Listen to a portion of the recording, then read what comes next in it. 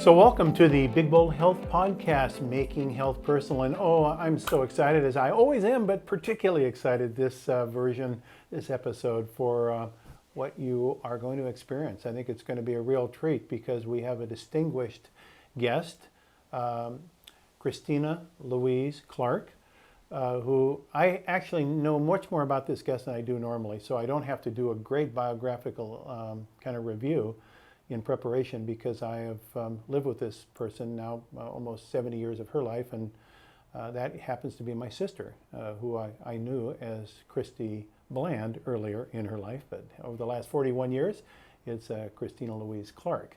A mother of two remarkable children, Georgia, a daughter who has recent twins with her husband, Jacob, and a son, a remarkable gentleman who graduate in history, who is just one of those great spirits of the universe. So, Christie, it's just such a pleasure to have you here on the Big Bold Health Podcast. Thank you. Thank you. Do you see some genetic expression there? Well, she got the looks and I got something. I'm not sure what it was, but anyway, this is a really one of those extraordinary moments for me, not only because it's a chance to have this intimate discussion with my sister that's so intimate that we're going to be putting it on the internet, but I think more importantly as I've said so many years, actually so many decades, that I would go out of my way to know you as a friend, and I'm just so fortunate to have you as my sister, because you're a person of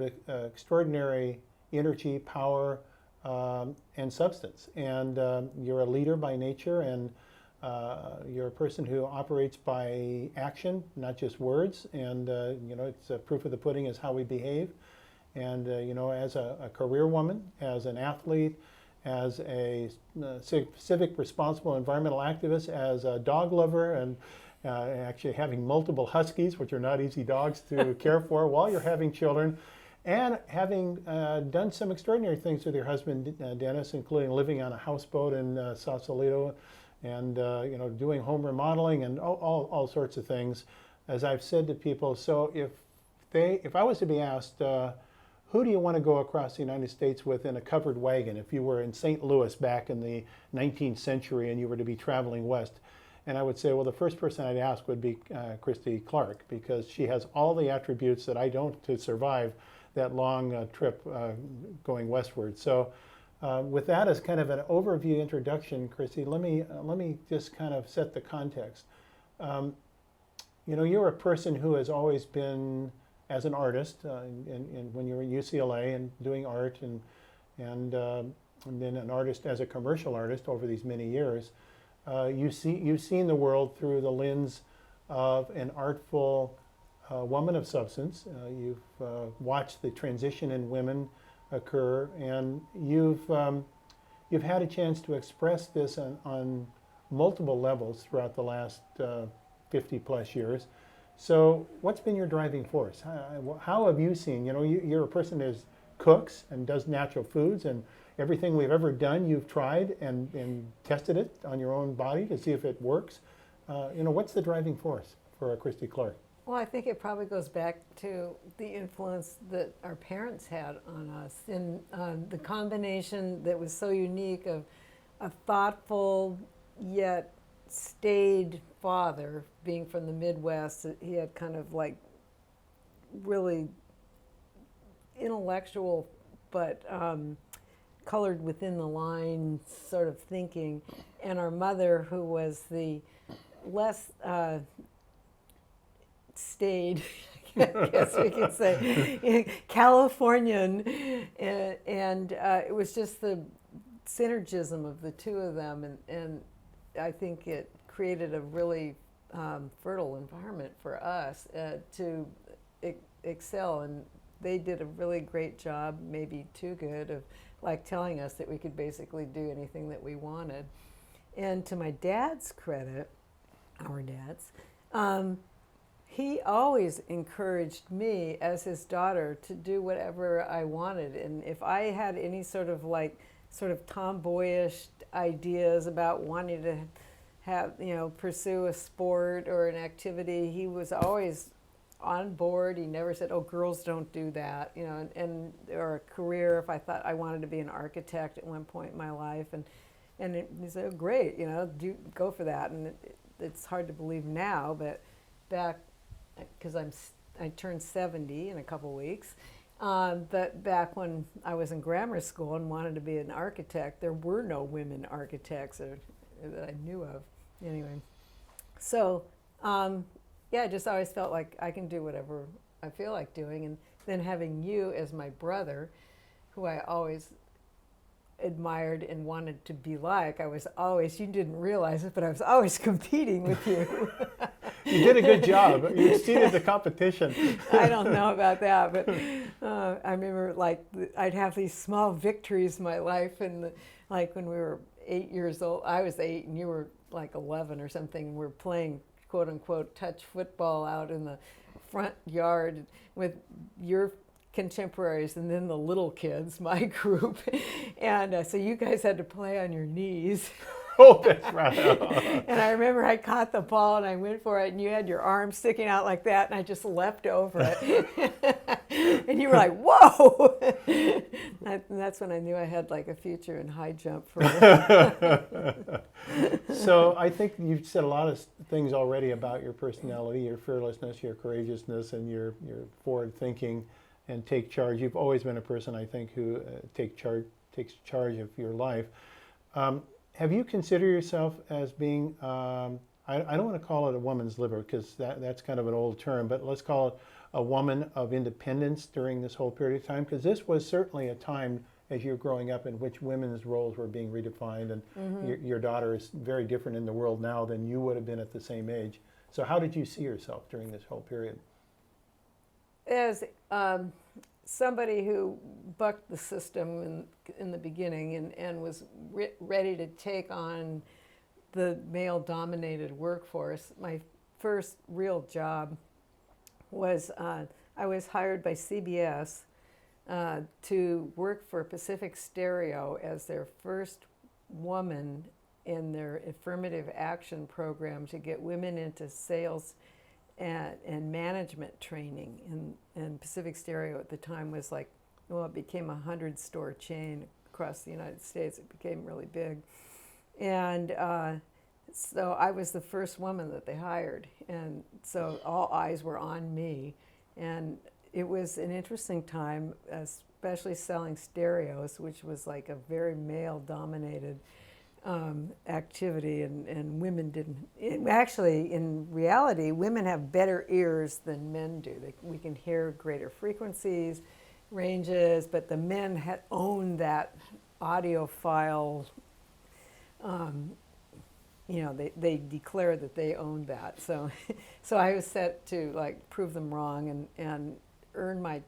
But I earned my way. I started in the stock room, and I would stand out in San Francisco behind the store, and we'd have to unload the truck with these huge speakers that weighed like 50 pounds or 40 pounds each, and I'd stack up 4 of them on top of the hand truck. And you didn't just stay in the stock room. Obviously, you continued to advance up, but I'm sure each of those there were barriers for your advancing. It wasn't like, oh, just open the door and come on into the C-suite, of the company, and be fully fledged. And it even reminds me, and you might want to mention, even when your daughter, when she was younger, wanting to go in the Girl Scouts, but she didn't like the Girl Scouts, so you had to form your own group called the Unscouts. Yes. And then what you did with it. So there are examples of, I'm sure, in your life where you had to pass over these barriers, right?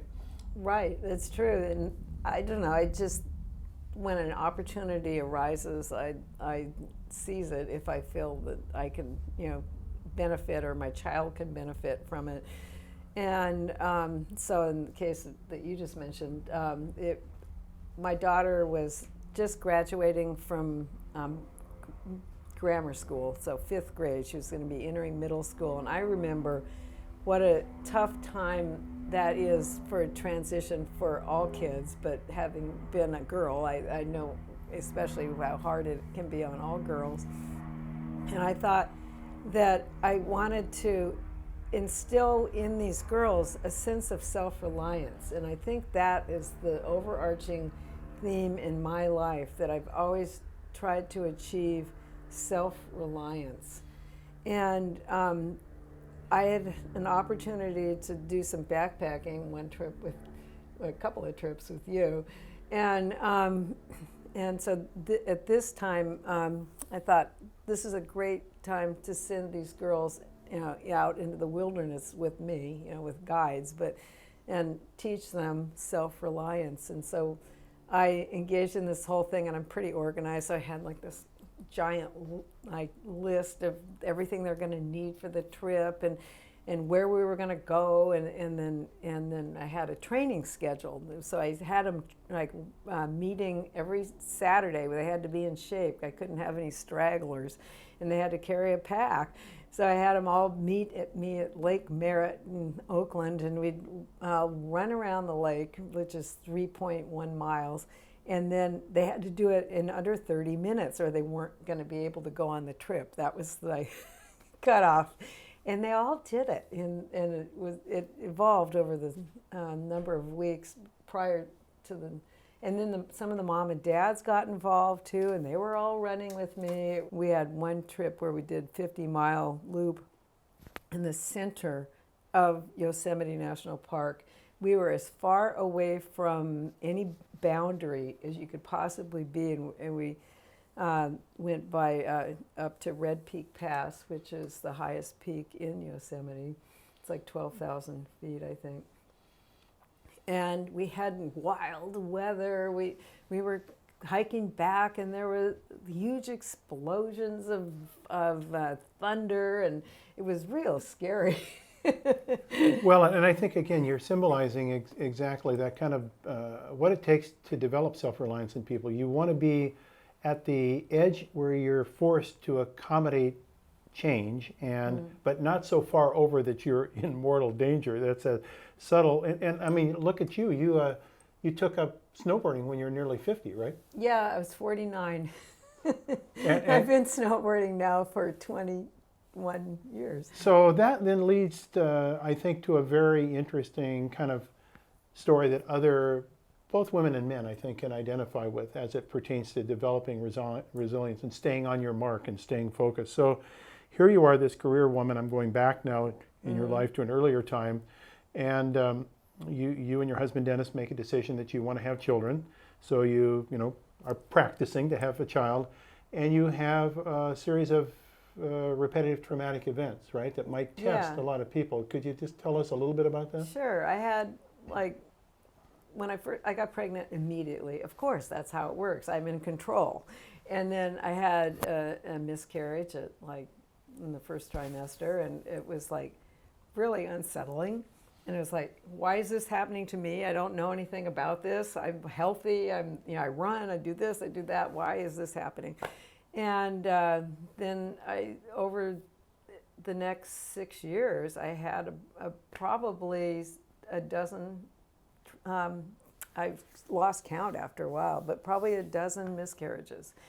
And then I was finally successful in having my daughter at the age of 37. And of course, it was a blessed event. She was perfectly healthy. Everything was great. It was definitely a momentous occasion for both my husband and me. And so we pretty much just devoted our lives around our daughter, and then we were fortunate to have a son. It's actually 5.5 years later, and because I had a couple other even more traumatic events in between that, with trying to have kids. But anyway, so I have 2 healthy C-section babies. And who are now terrific adults and my best friends. Yeah, so I think, first of all, thank you for sharing. That's a hugely, I know, privileged and emotional story, but I think all of our listeners can value from that vicarious experience. But this also is an interesting point, because I think for some people, after a few miscarriages, they might have said, well, hold on just a minute. I have a career, I have a life, I have other things I like to do. This is way too traumatic for me. Maybe this is just not for me. I'm just going to give over this thought about being pregnant and having a child. but yet you pushed on. Not only did you push on, but you didn't put your life behind. You continue to forge forward in your career. You continue to be in your fitness program. You continue to do your social advocacy and be a member of the planetary stewardship group. So there must have been a series of points along the road saying, I'm not going to have this push me back, right? I'm just pushing forward. I mean, I honestly think I don't dwell on that. I mean, yeah, there were low periods, don't get me wrong, but it was just always, oh, of course we'll keep trying, you know, and if it happens, it happens, and if it doesn't, it's okay. We've got, like, that's when I got into windsurfing and was, you know, really into that. And then we had, you know, my career was advancing and I was really enjoying it. And I thought, life is good, but it's just not all I want it to be. I want a child. And then finally we were gifted with it. And the nice thing was that I was able to do both, continue with my passions and incorporate our kids into it. And they're really fantastic people. They are fantastic and very people. different from each other. And so I think that as I look at your life kind of from one step removed, you've had many interesting, this is probably the most extreme example of kind of your self-dependence and independence and following your mark. But there have been many examples of this along the road as it relates to how you've lived. I think it boils down to that self-reliance thing again, you know, that it's like can do, you know, we just like soldier on. There's so many beautiful things in life. These little hiccups just are making me kind of laugh. It's like you were saying when we moved onto our houseboat, when sort of like on the spur of the moment, when my son started college and my daughter and her husband wanted to live in the house that the kids grew up in. And it was like, oh, this is so great. I love this so much. And then it got cold right away. And the houseboat was really drafty. There were all kinds of openings. And I got chilblains that winter. It was so cold. I had like this rheumatic condition of my hands. And we have to talk about the fact you had no bathroom facilities. You had to go to the marina. Oh yeah, that was just, but you know, this was before I had a smart, you know, one of these sport watches. And I wish I'd had one then because I had so many steps every day because the bathroom was probably broke the number of steps in that thing. It was a half mile away. And so it was like, okay. And it was a pretty wet and miserable winter. And so there was one time I had to go. And Dennis goes, are you sure? I have to go. And so I headed out of the houseboat and I walked the half mile and the wind was just howling and the rain was horizontal. So I had like a rain jacket on, but my legs were totally soaked, you know, because the rain was horizontal. And I was like, okay, all I could do was laugh though. It was like funny. This is a real adventure. I think this story says it all, Christie. This is the lesson that I'm trying to get across because A, you're being big and bold. But B, you're exercising your affirmative action of being on the planet as to how you want to be seen in a very personal way, right? So this is personal health in the reality, in the moment, in the windstorm, in the rain, but you're still living your dream of being on the houseboat. Oh yeah, you know, I could not complain. I mean, I could only laugh about it because, I mean, it was totally our choice and it's what I always wanted to do. So eventually, you know, it would get better, and it did. And the construct that often we have when we talk about big, bold health or personalizing health is it just comes easy, right? We just sit down and everything will come to us. But life is really one of advocacy, isn't it? It's really, there's this thing of how do we want to represent ourselves? And being represented in the complexity of life sometimes requires us to push through things. And then how do we push through? Do we push through with all sorts of bad memories and stuff that injures us, and we always say, you know, it kind of takes away from us? Or do we say, look, I just flourished through the most adverse circumstances and I'm better for it, and it actually, on retrospect, I can make a joke out of it. And that's part of being healthy, right? That's a really big part of being healthy. I think so. I do think so. And a lot of that, I feel so fortunate to have a husband who has kind of like driven me into some of these situations, but driven me in a loving and me totally willing way. I mean, I was just lucky. The synergism between the two of us is right. We've been married for 41 years now, and it's made us who we are, and on the flip side, Dennis, I'm like the health nut, and Dennis is like a totally willing subject. I was having some issues and autoimmune issues, and so I said, I'm going to go on this plan, and I'm going to give up all gluten, all this, all that, and since I'm the cook, I was like, are you on board with that, or do you want me to cook separately for you? He goes, oh no, I'll do it too. We're a partnership. So you and Dennis did become very good windsurfers. You went down to Baja and you did windsurfing down there and really took it very seriously. And then you convinced me to get involved windsurfing, which I then started into the sport. And you said, well, if you're going to do this, you ought to come down and we'll take you to this place in Oakland that we go to, and you can use our boards, and our friends are there, and you can give it a whirl, and there's a lot of other people there. And of course, I had been a surfer when I was younger, so I knew in my mind. And you had a sailboat. Yes, yes. So I knew this was just going to be like, for me, just stepping on the old windsurfer, and I was going to take off just like you. And of course, I knew that I could be more athletically capable than my sister, right? Ha ha. So I get down there, and I still recall you and your friends were all lined up in your beach towels on the incline of the beach, and here are many windsurfers out there, and I had the board, and you gave me the basic instruction. Okay, I got the instruction. That's all I need. So I get out there, and man, I was working my buns off, and it just was not easy at all, and I was having all sorts of problems. And finally, and I looked up, and you guys were, you were being pleasant, looking down there at me. Finally, I felt I was concentrating so hard, and then I looked up, and you were all cracking up and laughing, and I recognized I was going backwards. The only reason you succeeded is you're so darn strong that you just worked against nature.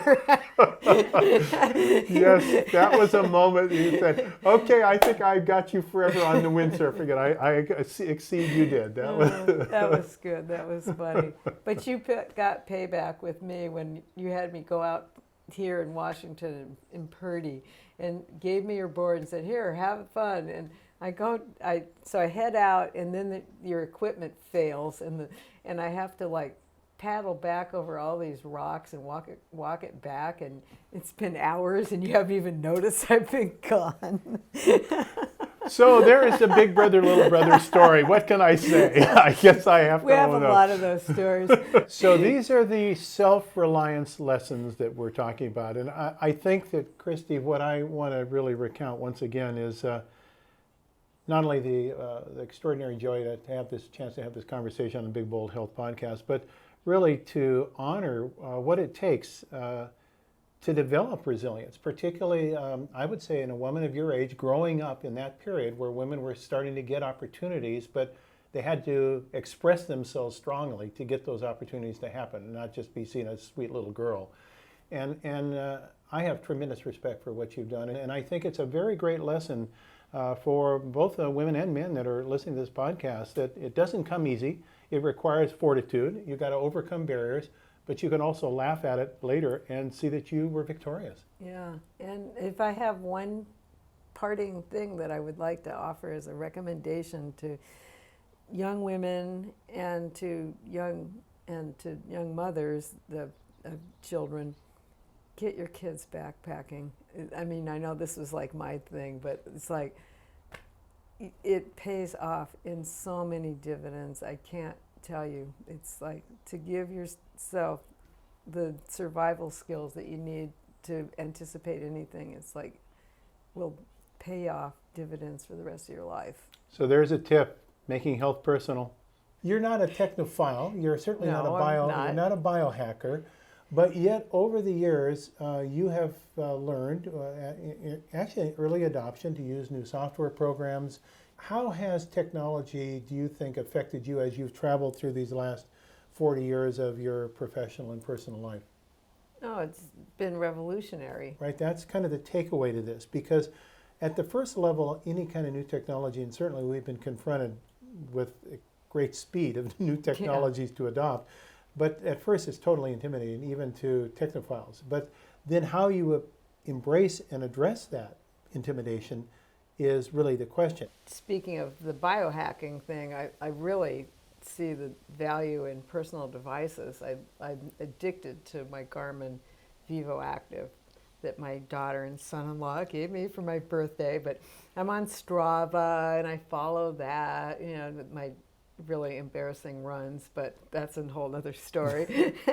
But I can follow snowboarding, know how many vertical feet I went, how fast I was going, and I just like that kind of thing. I've got a digital scale that measures, you know, it's just an inexpensive one. It's not a high-tech one, but it gives me a baseline for my body fat and my muscle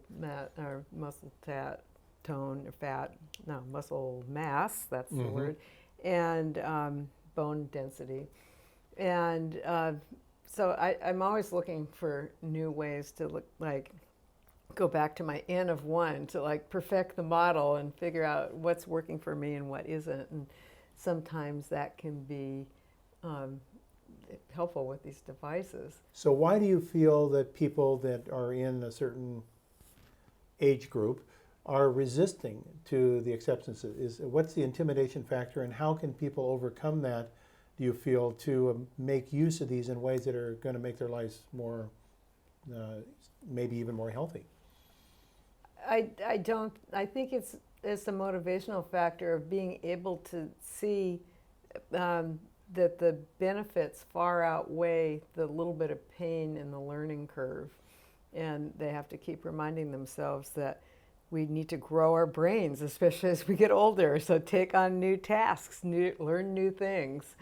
And that's a good way to do it. I think that's a really good pearl. That's a fantastic pearl, that each time we're confronted with a challenge of learning, we can think of it either as this is a kind of a pain in the posterior, or think of, oh no, I'm doing dendritic branching. I'm really creating new ways of processing information. This is keeping my brain healthy. It's like working out.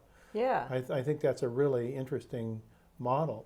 So let's talk a little bit about taking technology to the next step, because it's not just remote sensing devices, but also you were an early adopter to genetic testing. And there are a lot of people that have pushed back on genetic testing. And in fact, I was very excited to see when we both had our genes and you sent me our comparative genetics. Fortunately, we were blood brother and sister, so we weren't living an illusion. That was good. But our parents didn't pull faster exactly. On us. So why did you adopt, or why did you take up genetic testing when a lot of our people are still kind of fearful or pushing back on it? Well, I want to know my genetic story. I want to know, am I the same risk as our dad was for diabetes and his side of the family, and if so, what I can do to avoid that, and if the information is out there, I want it. You know, I want to know everything I can about what benefits me. I don't want to live to be 120. I just want to live vitally until the day I expire. So that then takes to the next level, microbiome. Yes. So why would you want to go to the complexity of a microbiome analysis? Oh my gosh, it was so worth doing the poop test. I mean, I suffered from leaky gut, and that was the root of my autoimmune. I had an eczema condition, and it was driving me crazy, as you know. And I healed it by healing my gut.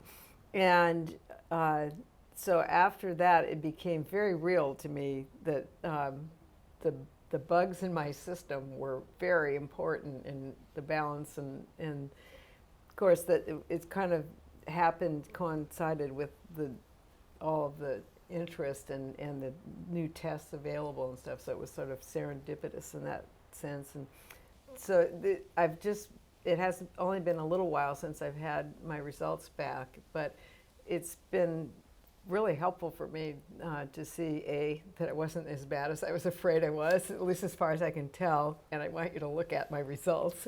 But I also found that it helped me with my concerns with diabetes and my risk to it, and managing blood sugar. And so it's given me a list of foods that are good for me to eat based upon my microbiome, and others that I can eat, but I should really limit or make sure that I combine it in small quantities with other foods to make my blood sugar not spike.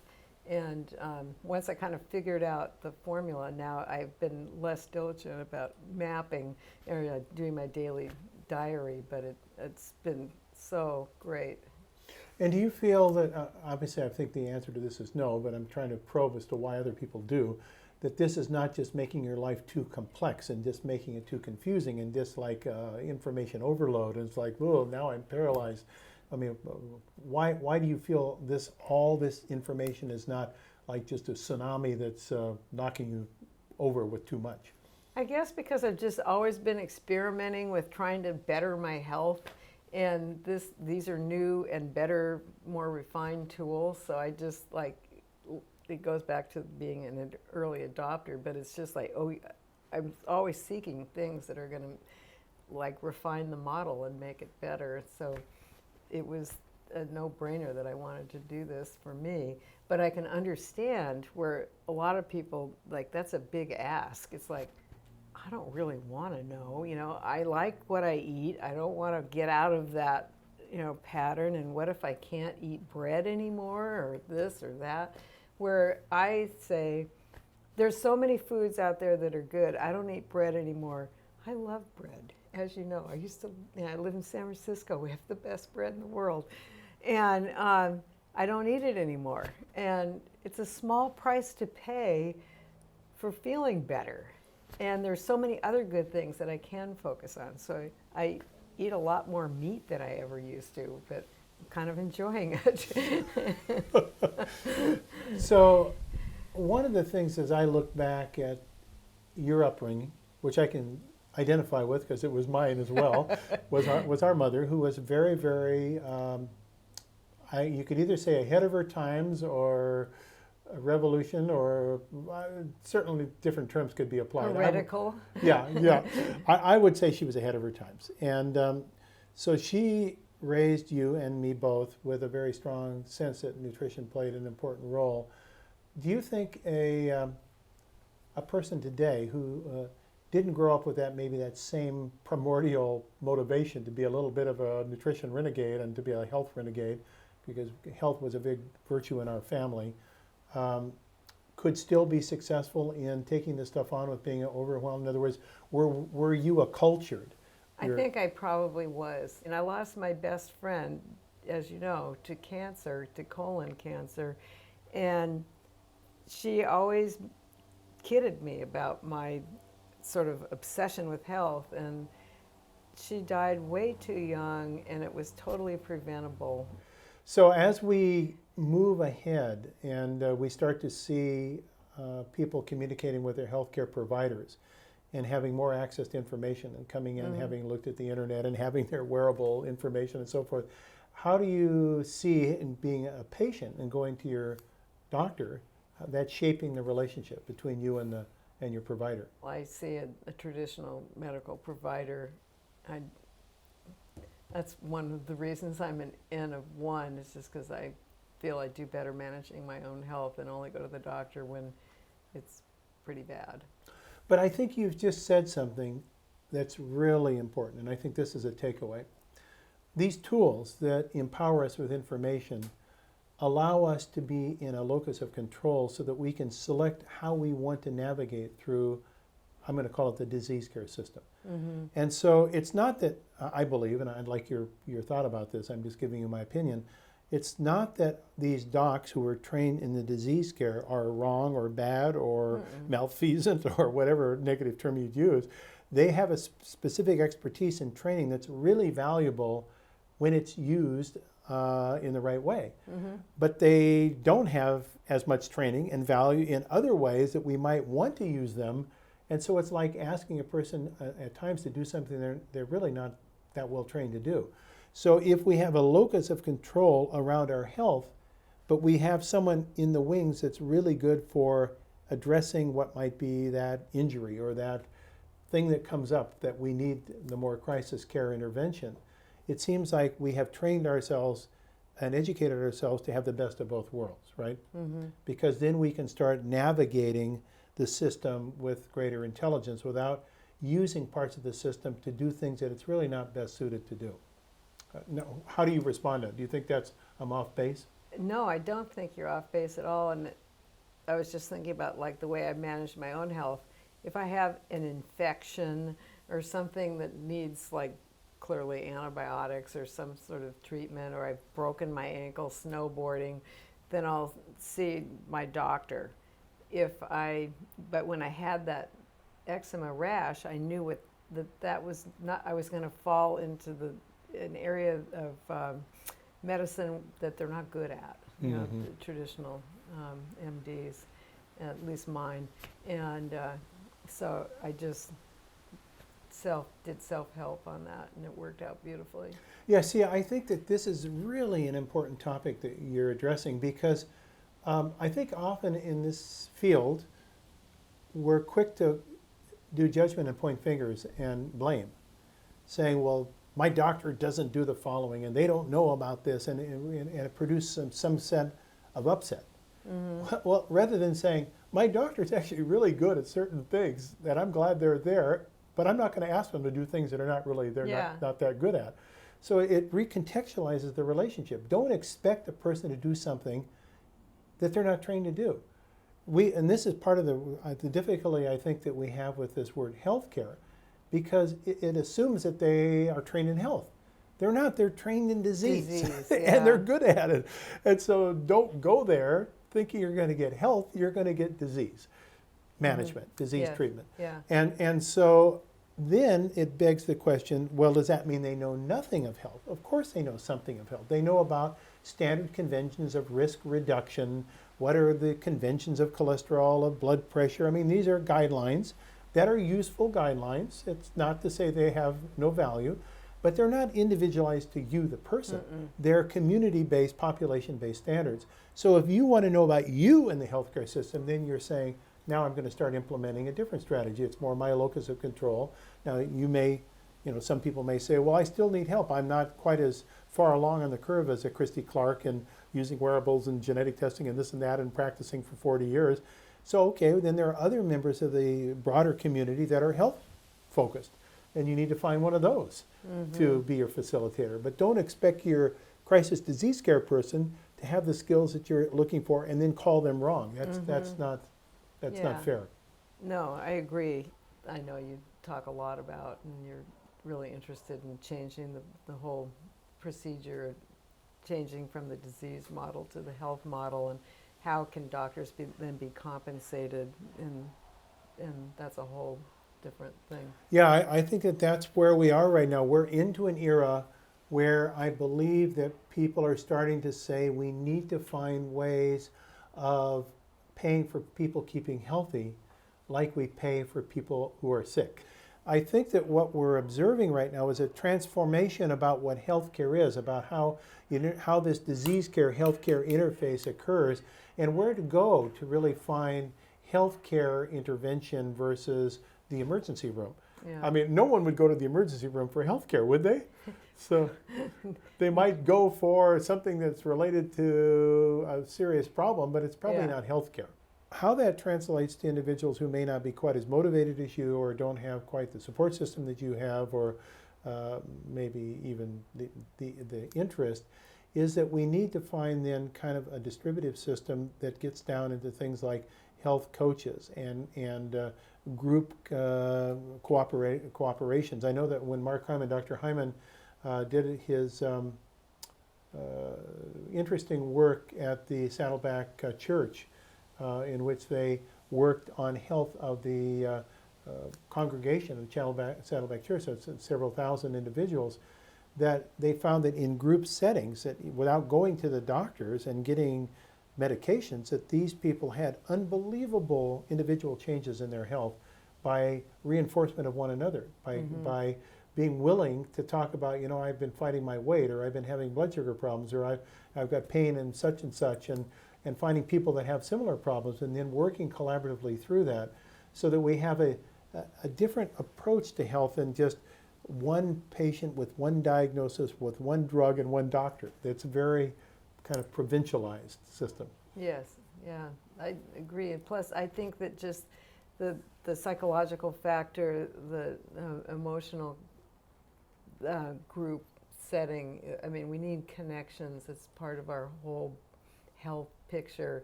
I attribute a lot of my own good health to good family relationships. I think it all builds, and then friendships and just interaction with the world. Yeah, I think you're right. And I look at, it's an interesting observation. You know, we obviously just lost our mother at 92 a year ago. And, you know, unfortunately, we lost our father in his early 70s, right? Mm-hmm. And so here is a huge gap, right? Two people that were deeply in love, great people together. That was a huge different gap in their health. And then you start to say, well, how did that actually happen? Was it genetics, or was it environment? And I think as a learning curve within our own family, I believe, and you and I have not spoken about this much, but I think we would both think the same, that there was a lot of difference in the way that our mother lived than our father, right? Mm-hmm. And so, yes, there may have been genetic differences, but they were amplified by the lifestyle choices that our parents made. And so you had very, very different example in our own family of how this played out over the course of 70 plus years of living. Mm-hmm. And, you know, as a resource, and as I get older now, I really recognize this, as a resource to a family, there's something very important in the wisdom of the grandparents and maybe even the great-grandparents to pass on to their children about living, about the cultural adaptation to change and to the kind of life lessons. But if you're not well, or you've died, you're not going to pass on a lot of messages, right? And so I think that there is something very important as we start growing older to recognize that it's not just that you are giving to your children when they're little, or even if you don't have children. You are giving back if you maintain a level of vitality and health to the culture that needs the wisdom of experience. Mm-hmm. But you can only give that wisdom of experience if you're healthy enough to do so. That's right. So well, I want to really honor, I think, Christie, what you've done. I mean, it's very interesting. We have all these different diversities of ways that people approach health, and from soup to nuts in our broader field, mm-hmm. everything from doing nothing to going overboard and being health fanatics. And what I think you've done is found an incredible place to move forward with technology, to use it in a humanistic way, to incorporate it without being owned by it. You're using it as an advantage to your life. And you know, you're not a biohacker, but you're a tech-savvy person that's been able to harness and utilize these tools that really accelerate what we see here today, a 70-year-old woman that's vital, capable, and raring to go. So yeah, ready for the next snowboard season. Exactly. So good on you. Thank you. And Thank you. For you of the Big Bold Health universe, this is a pretty good model. Yeah, those of you that are aspiring as you move forward, I think Christie Clark does a pretty good job of carving out a landscape that's a good Carving. Good place. That's a snowboard. I know, that's why I used it. It's a metaphor. So thanks a million, all of you. Thank you, Christie. Thank you.